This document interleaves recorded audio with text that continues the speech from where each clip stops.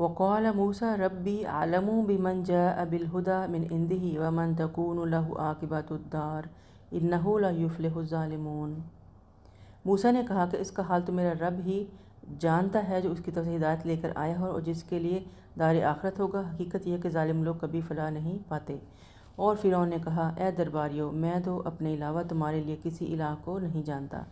اور سنو اے حامان، تو مٹی کی اینٹوں کو آگ سے پکا، پھر میرے لیے ایک اونچی عمارت تیار کرو تاکہ میں موسیٰ کے الہ کو جھانک سکوں، اور میں اسے جھوٹا آدمی ہی سمجھتا ہوں۔ اب فرعون نے کہا، کیونکہ حضرت موسیٰ کہتے ہیں نا اللہ تعالیٰ جو ہے اپنے عرش پہ ہیں، تو کہنے لگا کہ ٹھیک ہے میرے لیے ایک ٹاور تعمیر کرو، پکا ٹاور، تاکہ میں اس کے اوپر چڑھ کے موسیٰ کے الہ کو دیکھ کے آ سکوں۔ دیکھیں ان کی فرعونیت، دیکھیں ذرا، ہٹ درمی اور مذاق کبھی نہیں چھوڑا ان لوگوں نے، اور ان کو نبیوں کو ہمیشہ ہی جھوٹا سمجھا۔ یہ گستاخی اور ہٹ درمی کا اور تمسخر کی ایکسٹریم تھی کہ یہ بھی خالق کائنات کو اللہ ہی سمجھتے تھے، اور آل فرعون سورج جو مشرک تھے وہ تو اللہ تو مانتے تھے لیکن ایک اللہ نہیں مانتے تھے، اور یہ جو تھا یہ تو اپنے آپ کو ہی اللہ مانتا تھا، خدا سمجھتا تھا، اور فرعون جو تھا وہ سورج دیوتا کا پجاری تھے۔ اور جو قوم فرعون ہے کے سردار کہنے لگے کیا تو موسیٰ اور اس کی قوم یعنی یوں ہی چھوڑ دے کہ وہ زمین میں فساد کریں، تجھے اور تیرے الہ کو چھوڑ دیں، یہ الاعراف کی آیت ہے۔ تو ایسی جو متکبرانہ سوچیں تھیں، اس کے بعد آگے ہوتا کیا ہے، اور فرعون اور اس کے لشکر قسم ناحق کی بڑے بن بیٹھے تھے، اور انہیں یقین ہو گیا تھا کہ ہمارے حضور واپس نہ لائے جائیں گے، یعنی واستکبر وجنودہ، تو فرعون نے بھی تکبر کیا اور اس کے لشکروں نے بھی، اور زمین میں بلا وجہ کے مالک بن بیٹھے تھے۔ تو اللہ تعالیٰ کہہ رہے تھے کہ انہیں یقین تھا کہ ہم کبھی ہمارے پاس واپس نہ لائے جائیں گے۔ فَأَخَذْنَاهُ وَجُنُودَهُ، اور چنانچہ ہم نے فرعون اس کے سب لشکروں فَنَبَذْنَاهُمْ فِي الْيَمِّ، سمندر میں پھینک دیا۔ اور اب دیکھ لو، فَانظُرْ كَيْفَ كَانَ عَاقِبَةُ الظَّالِمِينَ، اور دیکھ لو کہ ان ظالموں کا کیا انجام ہوا۔ نیز ہم نے انہیں جہنم کی طرف دعوت دینے والے سرگنے بنا دیا، اور قیامت کے دن انہیں کہیں سے مدد نہ مل سکے گی، اور ہم نے اس دنیا میں ان کے پیچھے لعنت لگا دی، اور قیامت کے دن ان کا بہت برا حال ہوگا۔ پہلی نسلوں کو ہلاک کرنے کے بعد ہم نے موسیٰ کو کتاب دی، اور جن میں لوگوں کے لیے بصیرت افروز دلائل ہدایت اور رحمت تھی تاکہ وہ سبق حاصل کر سکیں۔ وَمَا كُنْتَ بِجَانِبِ الْغَرْبِيِّ إِذْ قَضَيْنَا إِلَىٰ مُوسَىٰ الْأَمْرَ وَمَا كُنْتَ مِنَ الشَّاهِدِينَ، اور جب ہم نے موسیٰ کے امر یعنی ان کو رسالت دینے کا فیصلہ کیا تھا تو آپ صلی اللہ علیہ وسلم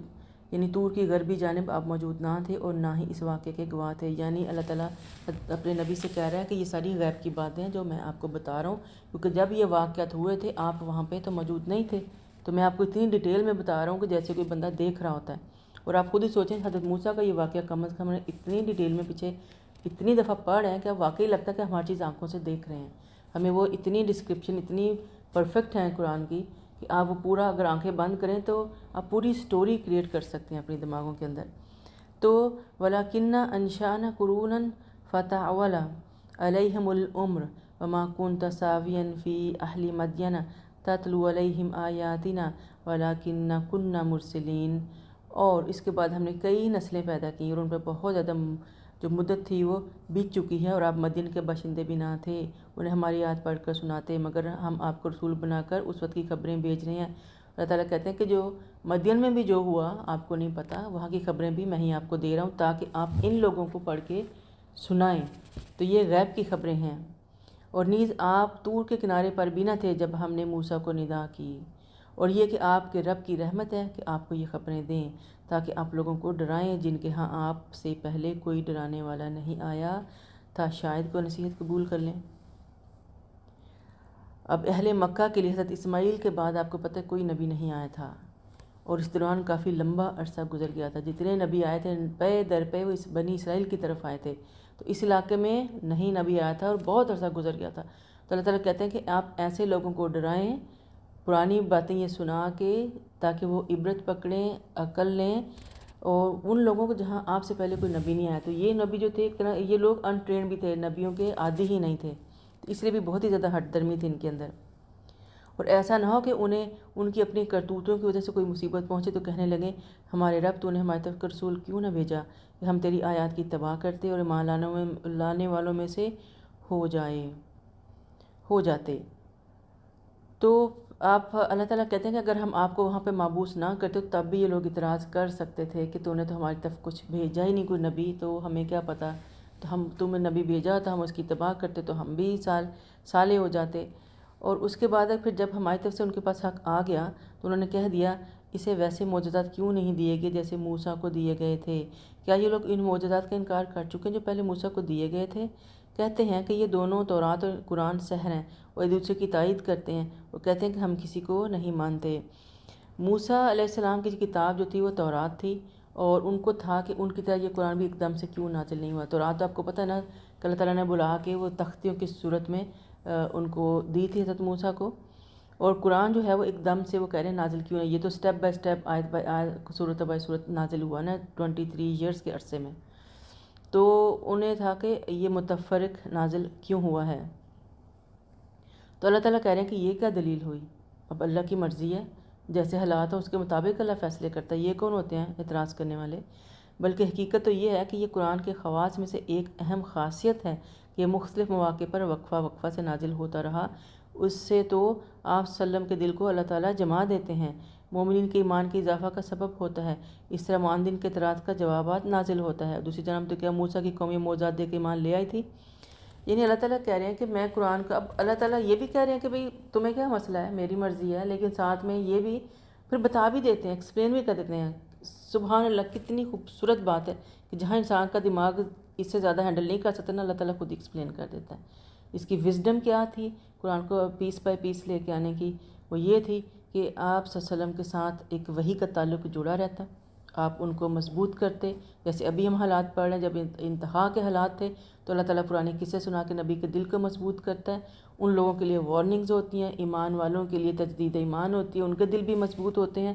پھر یہ کہ مختلف موقعوں پہ جب آپ کو ضرورت ہوتی ہے کچھ کمانڈز کی، کچھ سوالوں کے جوابات کی، کچھ گائیڈ لائن چاہیے ہوتی ہے تو اللہ تعالیٰ امیجیٹلی صورتیں نازل کر دیتا رہا ہے۔ تو یہ اللہ تعالیٰ کی ایک خاصیت ہے قرآن کی کہ اللہ تعالیٰ نے اس کو اس طرح نازل کیا کہ یہ ساتھ ساتھ اترے، ساتھ ساتھ عمل میں آتا جائے، اور آہستہ آہستہ ایک دم بوجھ نہ لگے اتنی بڑی کتاب جو ہے کسی کو بھی۔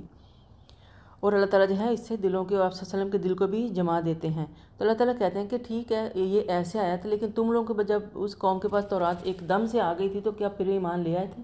نہیں، انہوں نے تب بھی انکار کیا تھا، یہ ہٹ درم لوگ آج بھی انکار ہی کریں گے۔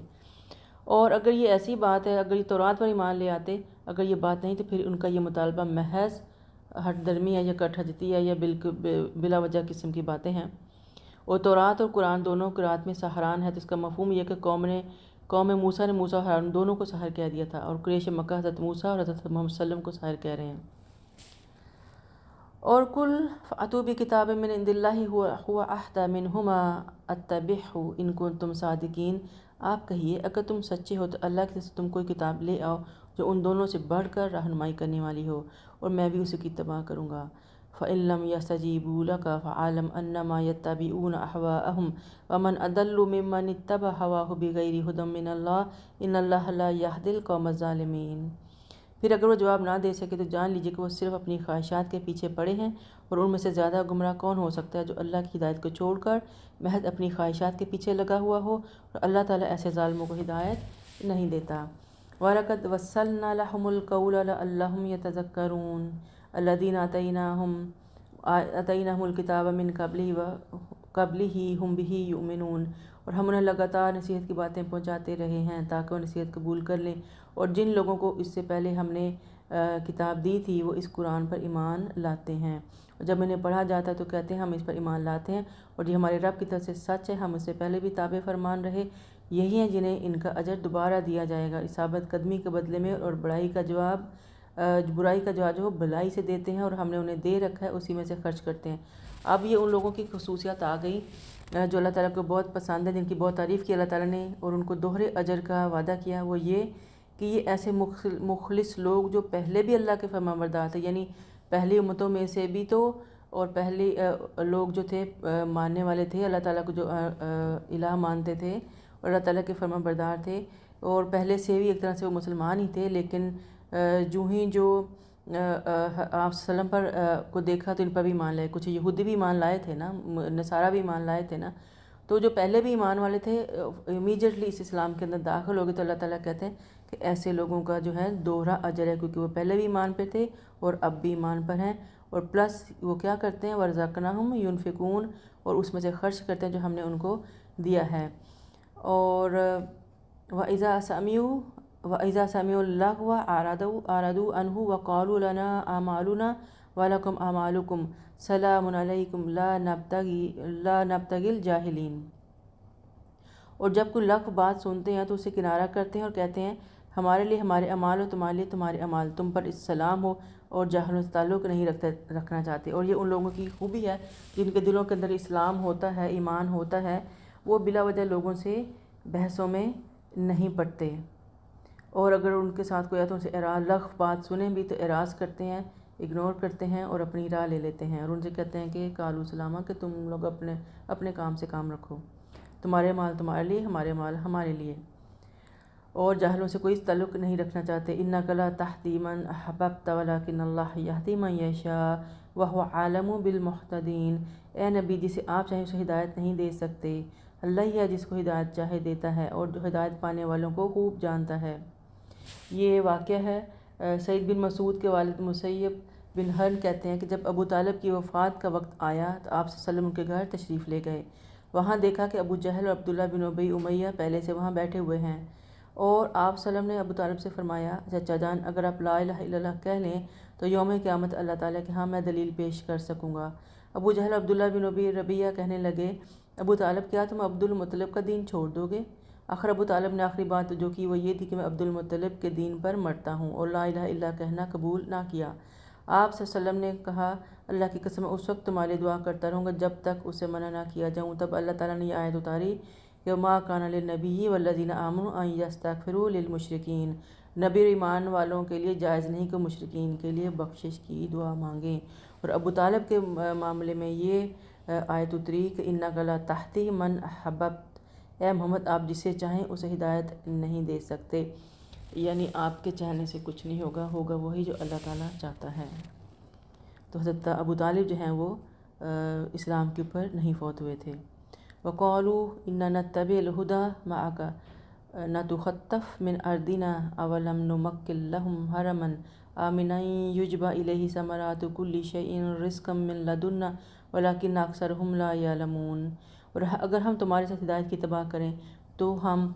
ہم تو اپنے ملک سے اچک لیے جائیں گے، کیا ہم نے پرامن حرم کو ان کا جائے قیام نہیں بنایا جہاں ہماری طرف سے رزق کے طور پر ہر طرف سے پھل کھنچے چلے آتے ہیں، لیکن ان میں سے اکثر لوگ جانتے نہیں۔ حرم کی برکت آپ کو پتہ ہے ان لوگوں کو کتنا تب بھی فائدہ تھا اور آج بھی ہے، اور قریش کے لیے حرم کے والی ہونا بہت ہی احترام کی بات تھی، ان کی تجارت بھی خوب چمکتی تھی، اور اب یہ اللہ تعالیٰ پر ایمان لانے کے بعد ان نعمتوں میں اضافہ کرے گا یا چھین لے گا۔ تو ان کو یہی ڈر تھا کہ اگر ہم جو ہیں ہم تو ولی بنے بیٹھے ہیں یہاں کے اور متولی بنے ہوئے ہیں، اور خانہ کعبہ ان کے کنٹرول میں تھا، تو انہیں اب ڈر تھا کہ اگر مسلمان بن گئے تو عام سے لوگ ہو جائیں گے اور یہ ساری جو پاور ان کے ہاتھ سے نکل جائے گی۔ اور کتنی بستیوں کو ہم نے تباہ کر دیا جو اپنی معیشت پر اترایا کرتی تھیں، اور سو یہ ہے ان کے گھر جو ویران پڑے ہوئے ہیں، اور ان میں سے چند ہی گھر ہوں گے جو ان کے آباد ہوئے اور ہم ہی ان کے وارث ہوئے۔ اور آپ کا رب کسی بستی کو ہلاک نہیں کرتا حتیٰ کہ کسی مرکزی بستی میں رسول نہ بھیج لے جو انہیں ہماری آیات پڑھ کر سنائے، نیز ہم صرف ایسی بستی کو ہلاک کرتے ہیں جس کے رہنے والے ظالم ہوں۔ اب ضروری نہیں کہ اللہ تعالیٰ نبی کو جو ہر کونے قدرے میں نبی بھیجے، ایک مین جو سینٹرل پوائنٹ ہوتا ہے کسی بھی علاقے کا، وہاں اللہ تعالیٰ اپنے نبی کو بھیجتا ہے، اور ارد گرد کی ساری بستیاں انہیں کے تابع ہوتی ہیں۔ وَمَا أُوتِیتُم مِّن شَیْءٍ فَمَتَاعُ الْحَیَاةِ الدُّنْیَا وَزِینَتُهَا وَمَا عِندَ اللَّهِ خَیْرٌ وَأَبْقَىٰ أَفَلَا تَعْقِلُونَ۔ اور تمہیں جو کچھ بھی دیا گیا ہے بس دنیاوی زندگی کا سامان ہے اور اس کی زینت ہے، اور جو کچھ اللہ کے ہاں ہے وہ بہت بہتر اور دائمی ہے، پھر بھی کیا تم سوچتے نہیں ہو؟ أَفَمَن وَعَدْنَاهُ وَعْدًا حَسَنًا فَهُوَ لَاقِیهِ كَمَن مَّتَعْنَاهُ مَتَاعَ الْحَیَاةِ الدُّنْیَا ثُمَّ هُوَ یَوْمَ الْقِیَامَةِ مِنَ الْمُحْضَرِینَ۔ اور بھلا جسے ہم نے کوئی اچھا وعدہ دیا ہو اسے پا لینے والا ہو، اس طرح ہو سکتا ہے جسے ہم نے دنیاوی زندگی کا سامان دے رکھا ہو پھر وہ قیامت دن جواب دہی کے لیے پیش کیا جانے والا ہو۔ یعنی اللہ تعالیٰ موازنہ کریں کہ دو لوگ کیسے برابر ہو سکتے ہیں، ایک دنیا دار اور ایک جو اچھے وعدوں کی بس پہ چل رہا ہو۔ وَمَن اور وہ یوم، اور جس دن اللہ تعالیٰ نے پکارے گا، پوچھے گا کہاں ہے وہ جنہیں تم میرا شریک سمجھا کرتے تھے؟ تو وہ جن پر عذاب کی بات واجب ہو جائے گی کہیں گے اے رب ہم نے ان کو گمراہ کیا تھا، انہیں ایسے ہی گمراہ کیا جیسے ہم خود گمراہ تھے، اب ہم آپ کے سامنے برات کا اظہار کرتے ہیں۔ یعنی جو گمراہ کرنے والے تھے، جو شریک بنے ہوئے تھے، وہ خود ہی اقرار کریں گے کہ ہم ہی گناہ گار تھے، ہم خود بھی بھٹکے ہوئے تھے، ان کو بھی بھٹکایا، لیکن آج ہم ان سے برات کا اظہار کرتے ہیں، ہمارا ان سے کوئی معاملہ نہیں، یہ اپنے اعمال کے خود ذمہ دار ہیں اور انہیں ہماری عبادت نہیں کی۔ اور وَقِيلَ ادْعُوا شُرَكَاءَكُمْ فَدَعَوْهُمْ فَلَمْ يَسْتَجِيبُوا لَهُمْ وَرَأَوُا الْعَذَابَ لَوْ أَنَّهُمْ كَانُوا يَهْتَدُونَ۔ اور ان سے کہا جائے گا کہ اپنے شریکوں کو پکارو، چنانچہ وہ پکاریں گے مگر یہ شریک انہیں کچھ جواب نہیں دیں گے، اور یہ سب عذاب دیکھ لیں گے کہ کاش وہ ہدایت پانے والے ہوتے۔ اور جس دن اللہ انہیں پکارے گا تو پوچھے گا کہ تم نے رسولوں کو کیا جواب دیا تھا، تو اس دن انہیں اب جواب دینے کی کوئی بھی بات سمجھ میں نہیں آئے گی، اور آپس میں ایک دوسرے سے پوچھیں گے۔ البتہ جس شخص نے توبہ کر لی، مان لیا اور نیک عمل کی، تو امید ہے کہ وہ فلاح پا سکے گا۔ فَأَمَّا مَن تَابَ وَآمَنَ وَعَمِلَ صَالِحًا فَعَسَىٰ أَن يَكُونَ مِنَ الْمُفْلِحِينَ۔ یہی وہ آیت، بہت سی آیتوں کی طرح یہ بھی وہ آیت ہے جو ایک امید ہوتی ہے ہر انسان کے پاس کہ توبہ کر لے، چاہے وہ کتنا ہی گناہ گار ہے، پیچھے کیا کچھ وہ کر کے آیا ہو، اگر وہ سچی توبہ کرتا ہے اور اپنی اصلاح کر لیتا ہے تو اللہ تعالیٰ سے امید ہے کہ وہ فلاح پالے گا۔ یعنی اللہ کے نزدیک فلاح کیا ہے؟ جنت کی شکل میں کامیابی ہے، اور امید ہے کہ وہ اللہ تعالیٰ سے فلاح پالے گا۔ اور اللہ تعالیٰ فرماتے ہیں وَرَبُّكَ يَخْلُقُ مَا يَشَاءُ وَيَخْتَارُ۔ اور اللہ جسے چاہتا ہے پیدا کرتا ہے، اور جسے چاہے اپنے کام کے لیے منتخب کر لیتا ہے۔ مَا كَانَ لَهُمُ الْخِيَرَةُ۔ اور اس کا کچھ اختیار نہیں۔ سبحان اللہ وتعالی عما یشرکون۔ اور اللہ پاک ہے اور جو یہ شریک بناتے ہیں ان سے بہت ہی بالا تر ہے۔ وَرَبُّكَ يَعْلَمُ مَا تُكِنُّ صُدُورُهُمْ وَمَا يُعْلِنُونَ۔ اور آپ کا رب خوب جانتا ہے جو وہ اپنے سینوں میں چھپاتے ہیں اور جو ظاہر کرتے ہیں۔ وَهُوَ اللَّهُ لَا إِلَٰهَ إِلَّا هُوَ لَهُ الْحَمْدُ فِي الْأُولَىٰ وَالْآخِرَةِ وَلَهُ الْحُكْمُ وَإِلَيْهِ تُرْجَعُونَ۔ اور وہی اللہ ہے جس کے سوا کوئی الہ نہیں، اور اسی کے لیے حمد ہے، اور دنیا میں بھی آخرت میں بھی اسی کا حکم چلتا ہے، تم اسی کی طرف لوٹائے جاؤ گے۔ اللہ تعالیٰ سے ہر وقت خیر کی دعا کرنی چاہیے، اور اللہ تعالیٰ یہ بھی دعا کرنی چاہیے کہ اللہ تعالیٰ مجھے دین کی خدمت لیتا رہے اور مجھے تبدیل نہ کرنا۔ اللہم استخدمتنی ولا تستبدلنی۔ اور مجھے تبدیل نہ کرنا۔ اور خیر صرف اللہ ہی کے ہاتھ میں ہے، ہر کام کے لیے خیر کی دعا کرنی چاہیے۔ دعا استخارہ بھی اس لیے کرتے ہیں کہ اللہ تعالیٰ میں اس معاملے میں خیر نصیب فرمائے۔ اور استخارہ جو ہے وہ کہتے ہیں کہ یہ سنت تھی، اور آپ وسلم اتنی تاکید کرتے تھے دعا استخارہ کی، جیسے عام صورتوں کی یاد کرواتے تھے نا، دعا استخارہ یاد کراتے تھے کہ اس کو ہر کام کرنے سے پہلے ضرور پڑھا کریں، ضرور کیا کریں، اور بیسٹ ہے کہ 2 نفل پڑھ کے استخارہ کے اللہ تعالیٰ کے ساتھ جو ہیں وہ اپنے خیر طلب کریں اللہ تعالیٰ سے۔ اور بعض لوگ جو ہے نا وہ کہتے ہیں کہ جی ہم استخارہ، جب ہم نیک کام شروع کرنے جا رہے ہیں وہ تو ہے ہی نیک، تو پھر ہم استخارہ کیوں کریں؟ تو یہاں بھی ہے کہ نیک کام کرنے سے پہلے بھی استخارہ کر لیں، آپ کو نہیں پتہ کہ وہ نیک کام آپ کے گلے نہ پڑ جائے۔ پھر یہ بھی ہے کہ مثلاً مثال کے طور پہ کسی نے میں بھی وہ وقت مناسب نہیں، وہ حالات مناسب نہیں، اللہ تعالیٰ آپ کو بہتر وقت، بہتر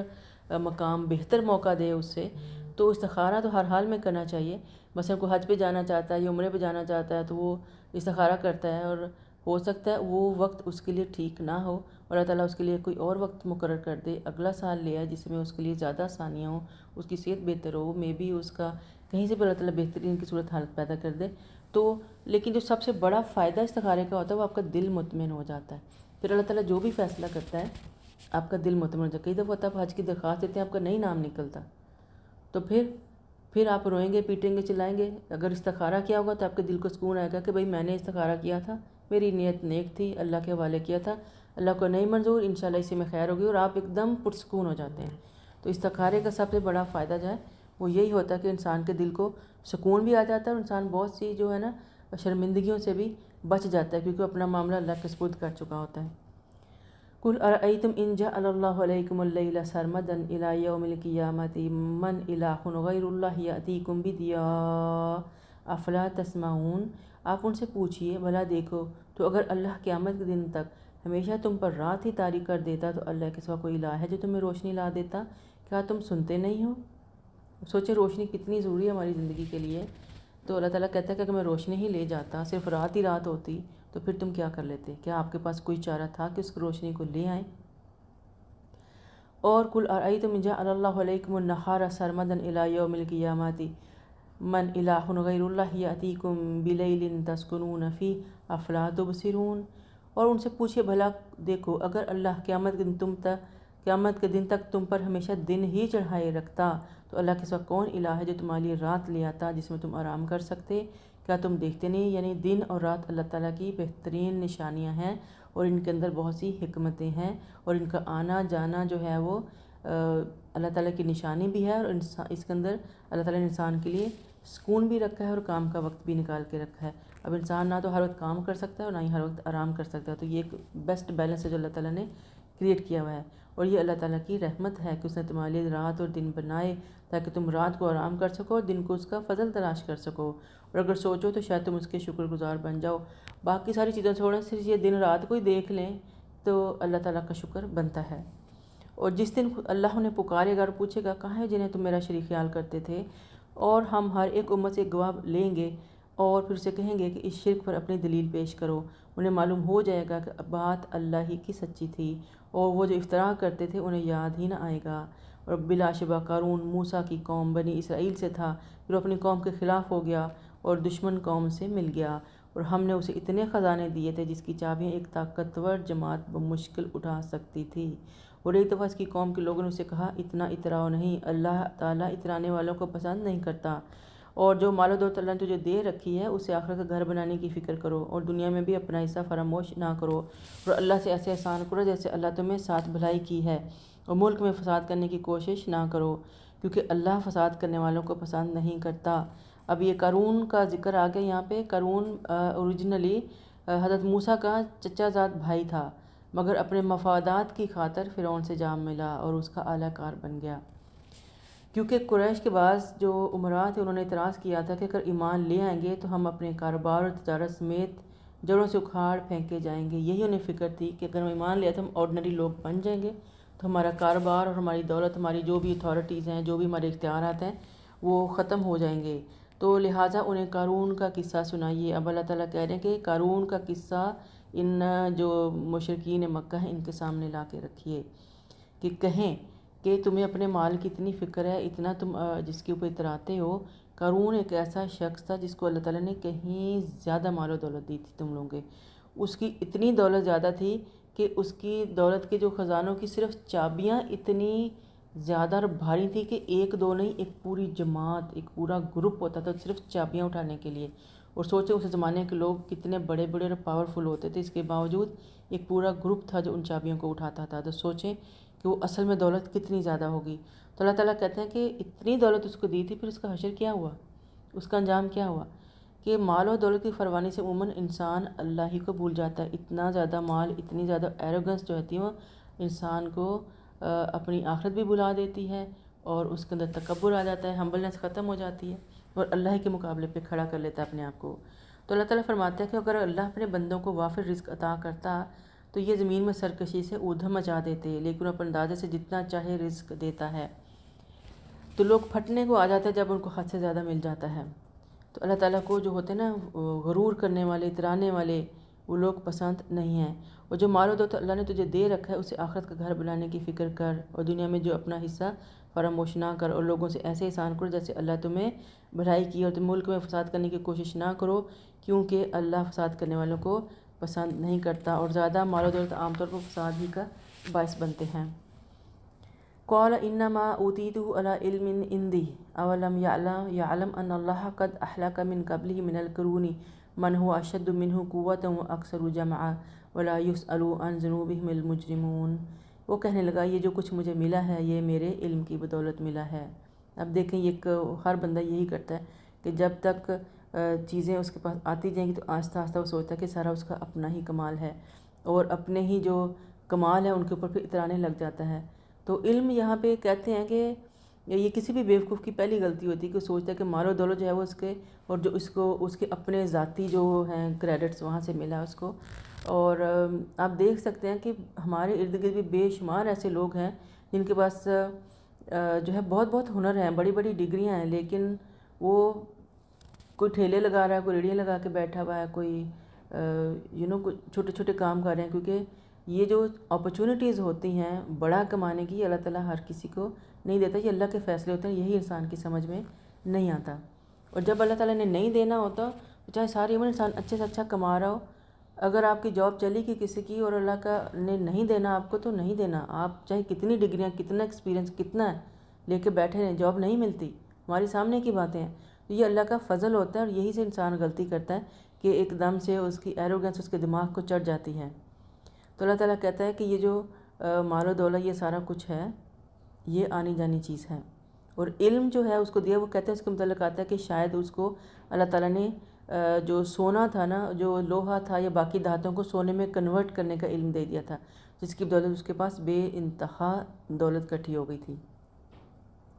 کیا اسے معلوم نہیں کہ اللہ اس سے پہلے ایسے بہت سے لوگوں کو ہلاک کر چکا ہے جو قوت میں سے سخت اور مال و دولت میں اس سے زیادہ تھے، اور مجرموں کے گناہوں کے متعلق ان سے تو نہ پوچھا جائے گا۔ پھر ایک دن اپنی قوم کے پاس لوگوں کے سامنے بڑے ٹھاٹھ باٹھ سے نکلا جو متاع دنیا کے طلبکار تھے، کہنے لگا کاش ہمیں بھی وہی کچھ میسر ہوتا جو قارون کو دیا گیا ہے، وہ بڑا ہی بختوں والا تھا۔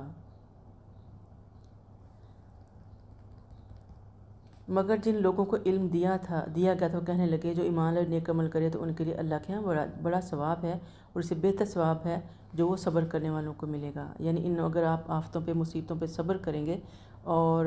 اللہ تعالیٰ جو ہے وہ صبر کرنے والوں کو، علم رکھنے والوں کو جو ہے فتنوں سے بھی بچائے گا، اور ان کو اللہ تعالیٰ جو ہے وہ بہترین اجر بھی دے گا۔ اور پھر ہم نے قارون اور اس کے گھر کو زمین میں دھنسا دیا۔ تو اب جب اس کی ہٹ درمی بڑھتی ہے تو اللہ تعالیٰ اس کو اور اس کے پورے اہل خانہ کو زمین میں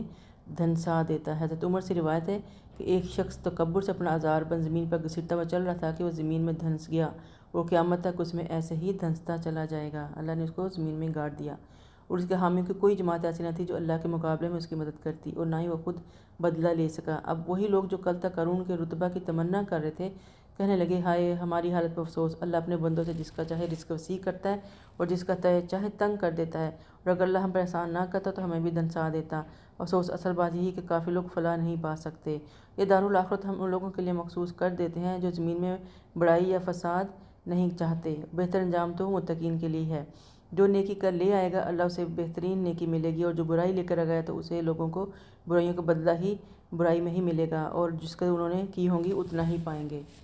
اور ان الذی فرض علیک القرآن لرادوک الی معاد قل ربی اعلم من جاء بالہدی ومن هو فی ضلال مبین۔ اور اے نبی، بلا شبہ جس اللہ نے آپ پر قرآن اور عمل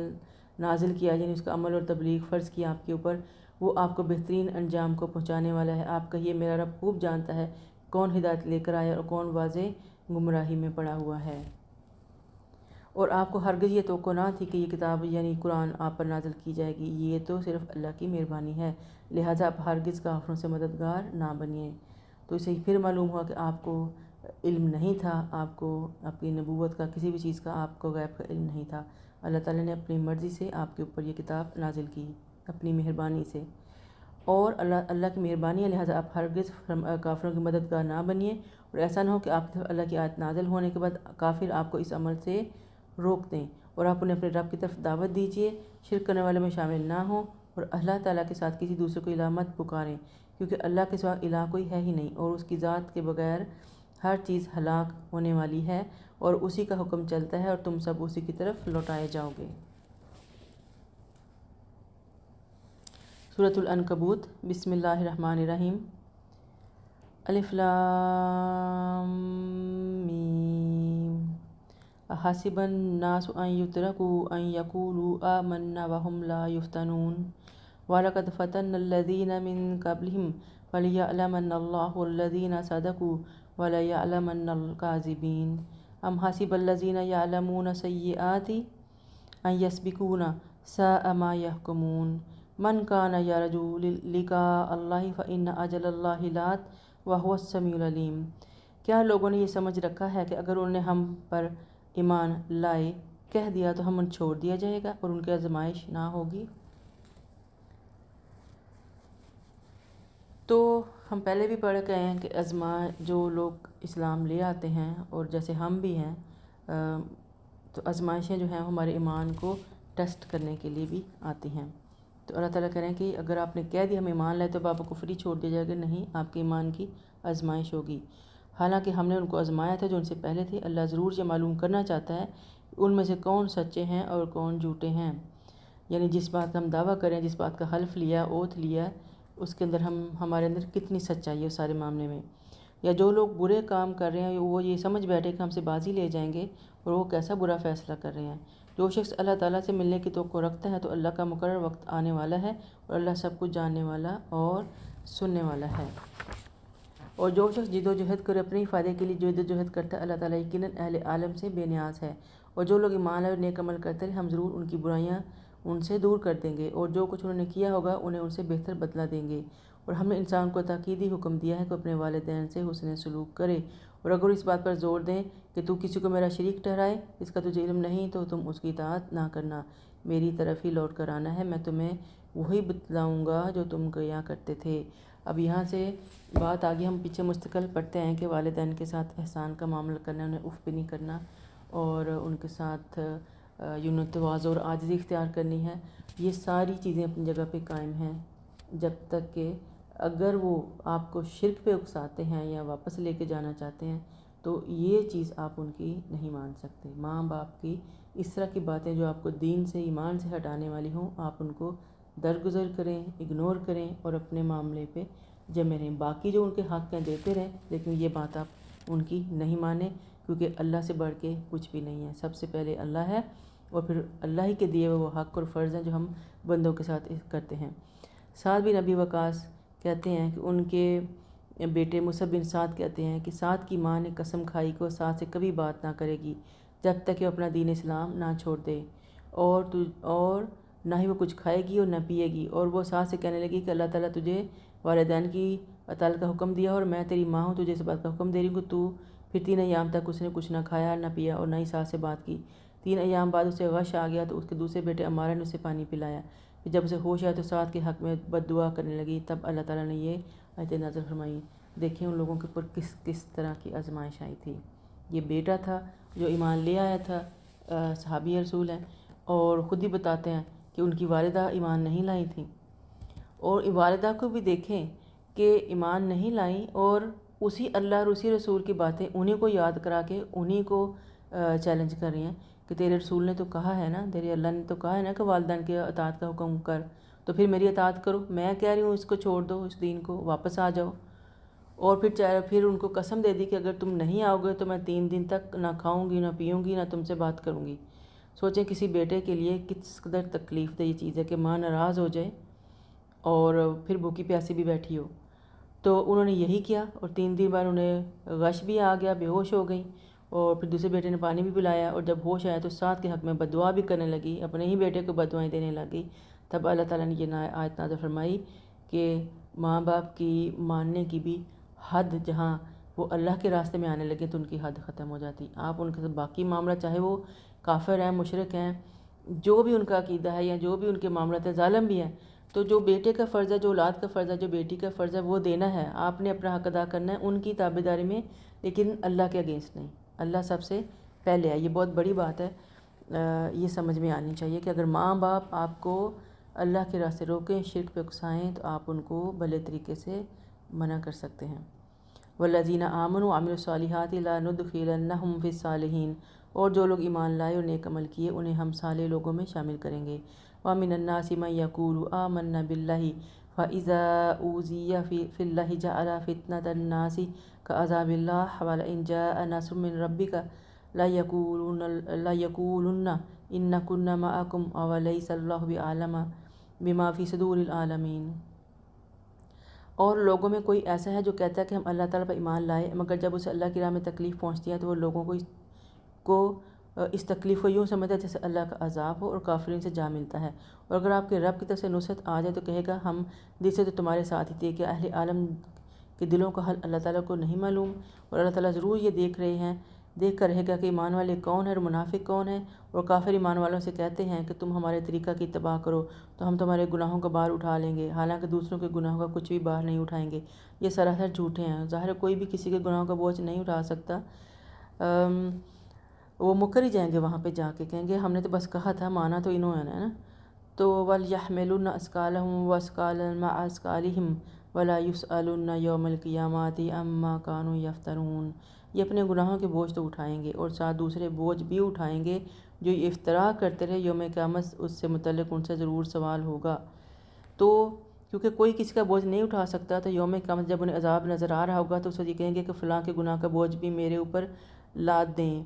اور تب تو ماں بیٹے سے جو ہے وہ جان چھڑانے کی فکر میں ہوگی اور بیٹا ماں سے۔ ہاں البتہ کسی نے گمراہی کے ساتھ ساتھ کسی دوسرے کو بھی گمراہ کیا ہوگا تو اسے دوہرا عذاب دیا جائے گا، مگر وہ کچھ اس کے اختیار کی وجہ سے نہ ہوگا، بلکہ یہ خود اس کی اپنی سزا ہوگی جس سے وہ بچ ہی نہ سکے گا۔ تو ہمارے بہت سے مال جو ہیں اللہ معاف کرے، ہمارے تو گمراہ کن ہوتے ہی ہیں، ہم دوسروں کو بھی گمراہ کرتے ہیں۔ تو وَلَقَدْ أَرْسَلْنَا نُوحًا إِلَىٰ قَوْمِهِ فَلَبِثَ فِيهِمْ أَلْفَ سَنَةٍ إِلَّا 50 عَامًا فَأَخَذَهُمُ الطُّوفَانُ وَهُمْ ظَالِمُونَ۔ اور ہم نے نوح کو اس کی قوم کی طرف بھیجا تو وہ 50 برس کم 1000 سال ان کے درمیان رہے، پھر لوگوں کو طوفان آ گھیرا کہ وہ ظالم تھے، اور پھر ہم نے نوح کو کشتی اور والوں کو اس طوفان سے بچا لیا اور کشتی کو اہل عالم کے لیے ایک نشانی بنا دیا۔ کہتے ہیں روایت سے معلوم ہوتا ہے نوح جو تھے ان کو 40 سال کی عمر میں نبوت ملی تھی، پھر 950 سال انہوں نے تبلیغ کی، اور پھر جب کشتی رک گئی تو پھر 60 سال وہ مزید زندہ رہے ان کے اندر۔ تو اس طرح کہتے ہیں کہ ان کی جو عمر ہے وہ تقریباً 1050 سال بنتی ہے ٹوٹل۔ تو یہاں یہ بھی پتہ چلا کہ جو ہے وہ نشانی وہ کیا تھی کہ جو حضرت نوح کا اپنا بیٹا ان کی آنکھوں کے سامنے ہلاک ہوا تھا، کیونکہ اس نے انکار کیا تھا، اور اللہ تعالیٰ کہتا ہے جو انکار کرتا ہے وہ آپ کا رشتہ دار ہی نہیں، اس کا آپ سے کوئی تعلق ہی نہیں ہے۔ تو ابراہیم کا قصہ بھی یہاں پہ آ گیا۔ ابراہیم کا قصہ یاد کرو جب اس نے اپنی قوم سے کہا کہ اللہ کی عبادت کرو، اس سے ڈرو، اگر تم جانو تو یہی بات تمہارے لیے بہتر ہے۔ اللہ کے ساتھ جن کی تم عبادت کرتے ہو وہ تو محض بتوں کے تھان ہیں، اور تم جھوٹ کرتے ہو، اور جن کی تم اللہ کی سے عبادت کرتے ہو تمہیں رزق دینے کا اختیار نہیں رکھتے، لہٰذا اللہ سے ہی رزق مانگو، اسی کی عبادت کرو، اسی کا شکر کرو، تمہیں اسی کی طرف لوٹائے جاؤ گے۔ اور اگر تم جھٹلاتے ہو تو تم سے پہلے کئی امتیں اپنے رسولوں کو جھٹلا چکی ہیں، اور رسول کی ذمہ تو صرف پیغام پہنچانا ہی ہے، صاف صاف پیغام پہنچانا ہے۔ کیا انہوں نے نہیں دیکھا کہ اللہ تعالیٰ کس طرح خلقت کی ابتدا کرتا ہے، پھر کس طرح اعادہ کرتا ہے؟ یقیناً یہ اعادہ اللہ پر بہت ہی سہل ہے، یعنی دوبارہ نئے سرے سے ان کو کھڑا کر لینا، ہم لوگوں کو زندہ کر دینا اللہ کے اوپر کچھ بھی مشکل نہیں ہے۔ اور آپ ان سے کہیے کہ زمین میں چل پھر کر دیکھو کہ اللہ نے کس طرح مخلوق کو پہلی بار پیدا کیا، پھر وہی دوسری دفعہ اٹھا لے گا۔ اللہ تعالیٰ یقیناً ہر چیز پر قادر ہے، وہ جسے چاہتا ہے سزا دے اور جسے چاہے رحم کرے، تم سب کو اسی کی طرف لوٹائے جانا ہے۔ وَمَا أَنْتُمْ بِمُعْجِزِينَ فِي الْأَرْضِ وَلَا فِي السَّمَاءِ وَمَا لَكُم مِّن دُونِ اللَّهِ مِن وَلِيٍّ وَلَا نَصِيرٍ۔ اور تم اسے نہ زمین میں عاجز کر سکتے ہو نہ آسمان میں، اور نہ ہی اللہ کے ساتھ تمہارا کوئی حامی یا ناصر ہو سکتا ہے۔ وَالَّذِينَ، اور جن لوگوں نے اللہ کی آیات اور ان کی ملاقات کا انکار کیا تو وہ میری رحمت سے مایوس ہو چکے ہیں، اور انہی کے لیے المناک عذاب ہوگا۔ کہتے ہیں نا مایوسی کفر ہے، تو جو انسان مایوس ہو جاتا ہے اپنے حالات سے، زندگی سے، عام زندگی میں بھی، تو اللہ تعالیٰ کو یہ سخت ناپسند ہے۔ تو اللہ تعالیٰ کہتا ہے ایسے لوگوں کے لیے المناک عذاب ہے جو میری رحمت سے مایوس ہو جاتے ہیں۔ وَلَا تَقْنَطُوا مِن رَحْمَتِ اللَّهِ، اللہ کی رحمت سے کبھی مایوس نہیں ہونا چاہیے، کبھی نہیں، حالات چاہے کیسے بھی ہو جائیں، اللہ سے امید رکھیں، توکل کریں، دعا مانگیں، تو کہیں نہ کہیں سے اللہ تعالیٰ راستہ نکال ہی دیتا ہے۔ فَمَا كَانَ جَوَابَ قَوْمِهِ إِلَّا أَن قَالُوا اقْتُلُوهُ أَوْ حَرِّقُوهُ فَأَنجَاهُ اللَّهُ مِنَ النَّارِ۔ اور ابراہیم کی قوم کا جواب اس کے بعد کچھ نہ تھا کہ انہوں نے کہہ دیا کہ اسے مار ڈالو، جلا ڈالو، پھر اللہ نے اسے آگ سے بچا لیا۔ یعنی ان کی جتنی دلیلیں تھیں ان کے پاس کوئی جواب نہیں تھا حضرت ابراہیم کی دلیلوں کا، تو ہم نے سوچا کہ اس بندے کو ہی ختم کر دو، جو ہم پیچھے بھی پڑھ کے آئے ہیں کہ انہوں نے کہا جی حضرت لوط کی قوم نے کہا تھا اس کو یہاں سے نکال ہی دو، بڑے پاک باز بنے پھرتے ہیں۔ تو جب آپ دماغ بالکل بند کر لیتے ہیں تو پھر اچھی بات کرنے والا آپ کو برا لگتا ہے۔ تو انہوں نے کہا کہ ہم اس کو مار ڈالو یا جلا ڈالو، اور اللہ نے پھر انہیں فائنلی جلانے کا فیصلہ کیا تھا، تو اللہ تعالیٰ نے پھر ان کو آگ سے بچا لیا۔ یقیناً اس واقعے میں ایمان لانے والوں کے لیے کئی نشانیاں ہیں۔ نیز ابراہیم نے ان سے کہا تم نے دنیا کی زندگی میں تو اللہ کو چھوڑ کر صنام کو آپس میں محبت کا ذریعہ بنا ہی لیا ہے، مگر یوم قیامت تم ایک دوسرے کا انکار کر دو گے اور ایک دوسرے پر لعنت بھیجو گے، اور تمہارا ٹھکانہ آگ ہوگا اور تمہارا کوئی مددگار نہ ہوگا۔ اور آگ کو ٹھنڈا ہوتے دیکھ کر لوط ابراہیم پر ایمان لے آئے، اور ابراہیم نے کہا میں تو اپنے رب کے حکم کے مطابق ہجرت کرنے والا ہوں، وہ یقیناً غالب اور حکمت والا ہے۔ اور ہم نے انہیں اسحاق اور اسحاق کی یعقوب عطا کیے، اور ان کی اولاد میں نبوت اور کتاب رکھ دی، اور ہم نے دنیا میں بھی انہیں اجر عطا کیا اور آخرت میں بھی وہ یقیناً سارے لوگوں میں سے ہوں گے۔ اور لوط کا واقعہ یاد کرو جب انہوں نے اپنی قوم سے کہا تم بدکاری کا مرتکب ہو رہے ہو، تم سے پہلے دنیا میں کسی نے یہ کام نہیں کیا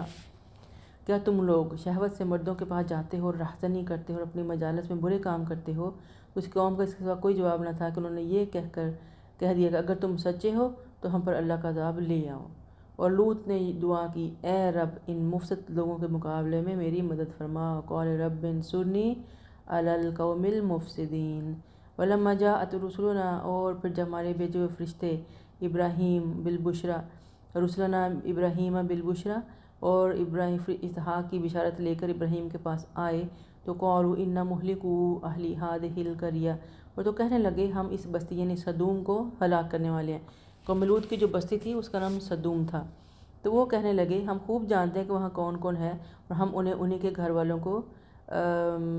تو حضرت ابراہیم آگے سے کہتے ہیں کہ کیونکہ اس کے باشندے ظالم ہیں تو